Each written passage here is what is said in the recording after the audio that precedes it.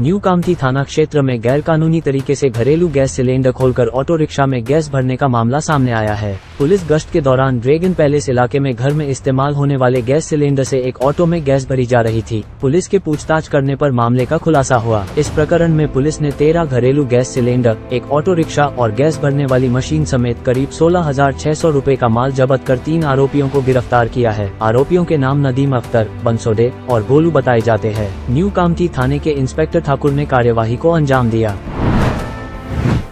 आमचे नेमणुकीस असलेले PSI ठाकूर आणि PSI कोळ आणि स्टाफ असे सर्व पेट्रोलिंगला असताना नवीन कामठी पोलीस स्टेशनमध्ये ड्रॅगन प्लेस एरियामध्ये सैलाब नगरमध्ये काही ऑटोमध्ये घरगुती गॅसमधून गॅस भरल्या जातात। फार मोठ्या प्रमाणाने हा गैरप्रकार सुरू आहे अशी माहिती भेटली असता यांनी स्टाफसह तिथे धडक दिली। हा सर्व प्रकार त्यांना उघडकीस आला। त्या प्रकारामध्ये त्यांनी 13 सिलेंडर, एक ऑटो रिक्षा, मोबाईल फोन आणि गॅस भरण्याकरता जे काही मोटर वगैरे सामान राहत असतात 16,600 रुपयाचा मुद्देमाल अरेस्ट केला आहे, जप्त केला आहे आणि त्यामध्ये एकूण 3 आरोपी अटक केलेले आहे। एक नदीम अख्तर, दुसरा एक बंसोडे म्हणून नावाचा आरोपी आहे, हे दोन्ही नवीन कामठीचे राहणारे, आणि तिसरा फरार आरोपी गोलू इफ्तेकार हा या ठिकाणी नाही मिळाला। माहितीनुसार ते सर्व सेटअप त्या गोलूचंच आहे असं माहित पडलं आहे। तर हा मुद्देमाल अटक आरोपी सर्व नवीन कामठी पोलीस स्टेशनच्या ताब्यात देण्यात आले। लेटेस्ट अपडेट्स के लिए पावर ऑफ वन न्यूज को फॉलो कीजिए।